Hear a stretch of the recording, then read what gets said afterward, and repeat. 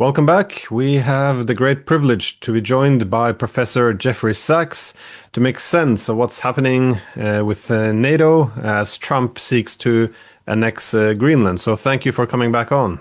Of course, anytime, Glenn. So about a year ago, in February of 2025, you wrote that Europe needs a foreign policy that is realistic, understands Russia's situation, understands Europe's situation, understands what America is and what it stands for, and that tries to avoid Europe being invaded by the United States. It's certainly not impossible that Trump's America will land troops in Greenland. I'm not joking, and I don't think Trump is joking. So, of course, a year ago, the Europeans were a bit dismissive about these ideas. Not so much anymore. And now, of course, forward 1 year, the Europeans are very outraged, not necessarily expressing it to Trump very clearly, as they find themselves on the receiving end of US hostilities. And they suddenly have rediscovered the importance of international law and principles, even though they helped to tear this down over the past 30 years. So I was wondering how you make sense of all of this, because following what's happened in Davos yesterday and how do you read the situation? President Kennedy in 1961 in his inaugural address said, he who would ride on the back of a tiger often comes back inside the tiger. If you think that you're going to live on the back of a predator, you may be the next meal.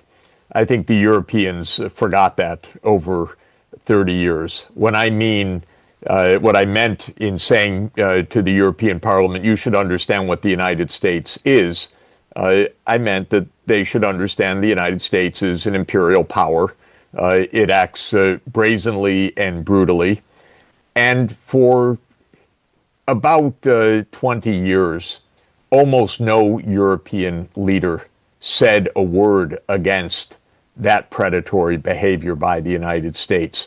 As the U.S. invaded one country after another, as it overthrew governments, as it played recklessly in Ukraine, the Europeans were quiet. They may even have liked it, as the U.S. was complicit in Israel's disastrous wars across Africa and the Middle East, as the United States went to war in Iraq, went to war in Libya, overthrew or assigned the CIA to overthrow the government of Syria, played a very deep and destructive role in the overthrow of Ukraine's President Viktor Yanukovych in February 2014. The European leaders just were silent. When the United States bombed Iran last June, the European leaders said, oh, Iran, you should exercise restraint. They didn't tell the United States to exercise restraint. When the United States kidnapped the president of Venezuela, the European leaders were fine. He's a bad guy. But then, when the United States said, we want Greenland, oh, no, that's unfair. What about international law? You have to respect things. And the New York Times discovered that America has imperial tendencies. It hadn't mentioned that for several decades, actually. But it discovered it because now it was talking about a European country and a European territory.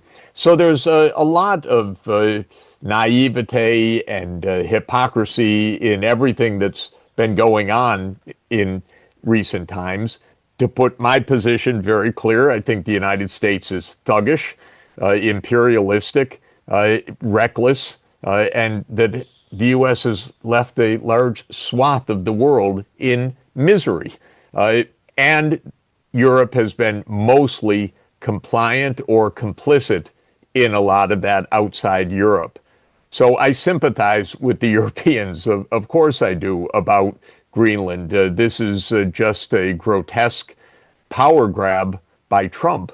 But I wish that the Europeans had exercised some awareness, prudence, and actually capacity in recent years to tell the United States don't behave that way. Also, from a very realist point of view, if I may say so, the Europeans were absurd in their Russophobia. That wasn't realism, that was self-destruction. Rather than keeping lines of communication open with Russia, they left everything to the United States. So now they find themselves completely boxed in because they have no diplomacy with Russia. They basically have no diplomacy with the United States. They basically have no diplomacy, is the reality of Europe right now.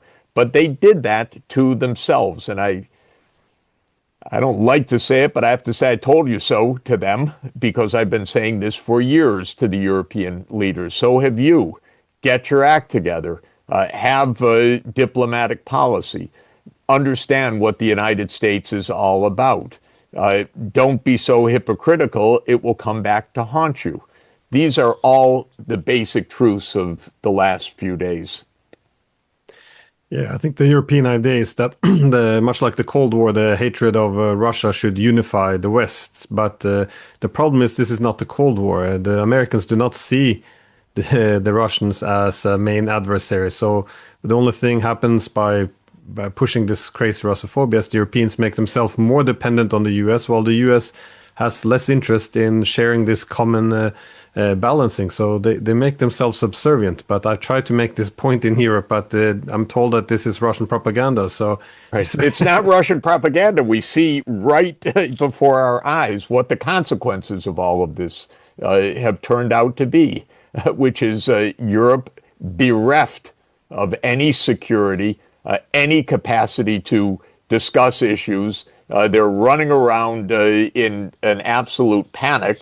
In a sense, you don't blame them, except that they had a lot of warning in this, including the one that I gave to them last February. But of course, you and I have been making these warnings for many, many years.